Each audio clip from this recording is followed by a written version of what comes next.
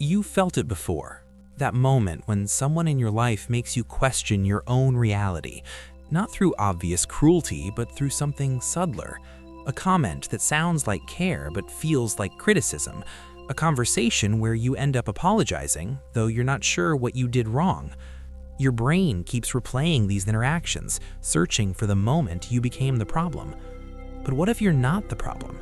What if you're responding to something psychology has been studying for decades, something that operates according to rules you were never taught? There's a specific pattern the human brain creates when it needs to protect a fragile sense of self. Most people think narcissism is about loving yourself too much. Psychology shows it's actually the opposite. It's a defense system built on a foundation that was never solid to begin with. You've probably encountered this, someone who tells vivid stories where they're always the hero or the victim, never just a person, who remembers conversations differently than you do, not lying exactly, but reshaping reality to fit a narrative where they remain untouchable. You start to notice compliments from them feel hollow, criticism from them feels devastating, and somehow you're always walking on eggshells, though you can't pinpoint when that started. The brain is watching this, taking notes, trying to make sense of why interactions that should be simple feel like navigating a minefield. Here's what confuses people most. Narcissistic behavior doesn't look the same in everyone. Some narcissists are obvious. They dominate rooms, demand attention, speak over others. You leave conversations with them feeling drained, invisible.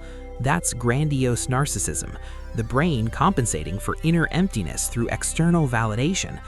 But then there are others, the ones who seem vulnerable, even wounded.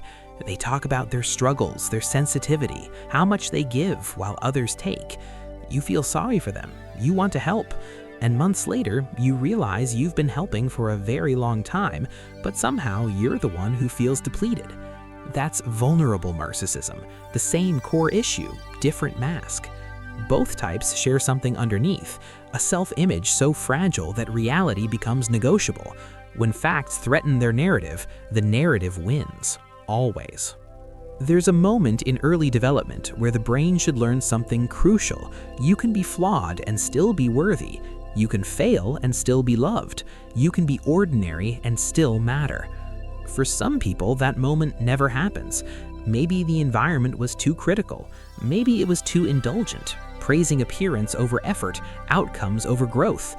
Maybe emotional needs went chronically unmet. The developing brain makes a quiet calculation. Real connection feels dangerous. Safety means controlling how others see me. So it builds a defense, not consciously, not deliberately.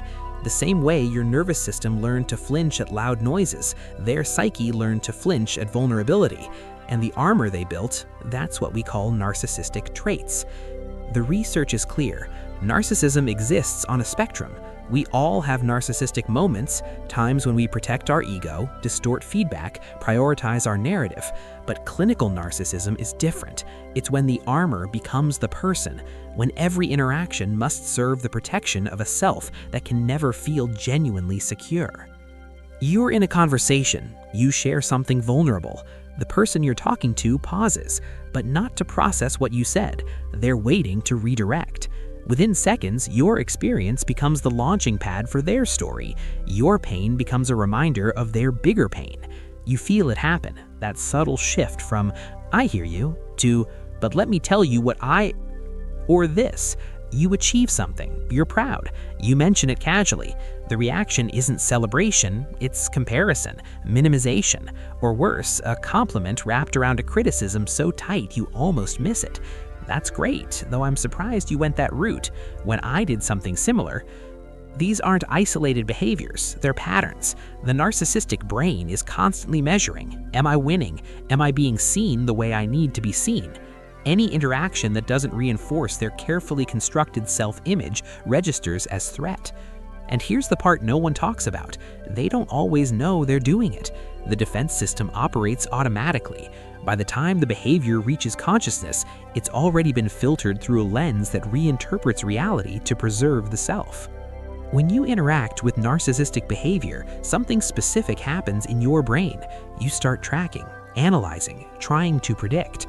Your nervous system goes into a low-grade state of vigilance because the social feedback you're receiving doesn't match normal patterns. Healthy relationships have repair. Someone hurts you, acknowledges it, adjusts. The rupture gets healed. But with narcissistic dynamics, repair doesn't come. Instead, there's denial, deflection, sometimes projection, where suddenly you're the one being accused of the thing they did.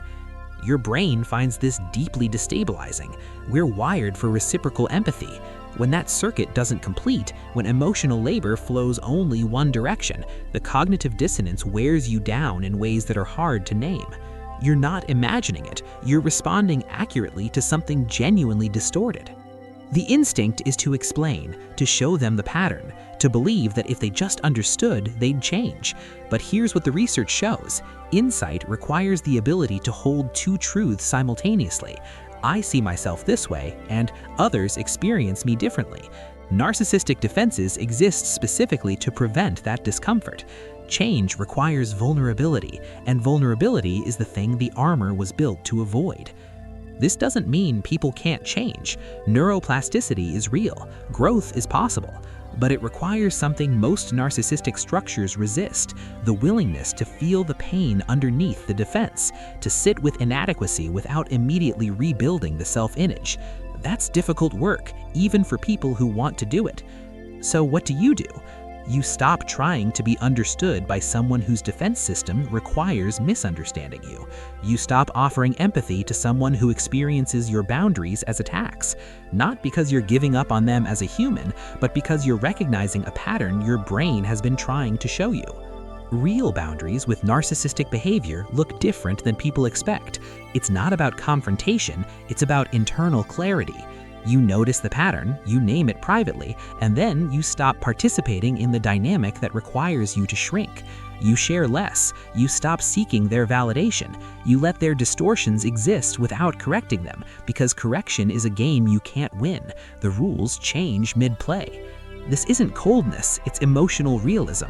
You can have compassion for why someone became this way, while also recognizing that their healing isn't your responsibility, especially when the cost of trying is your own stability.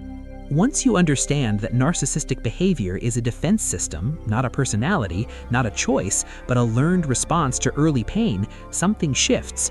You stop taking it personally, not because it doesn't hurt, but because you realize this was never about you. Their need for control, for validation, for a reality that always centers them, that's about architecture built long before you arrived. You can't fix architecture you didn't build. You can only decide whether to keep standing inside it. And once you see the pattern, you stop fighting yourself for noticing it.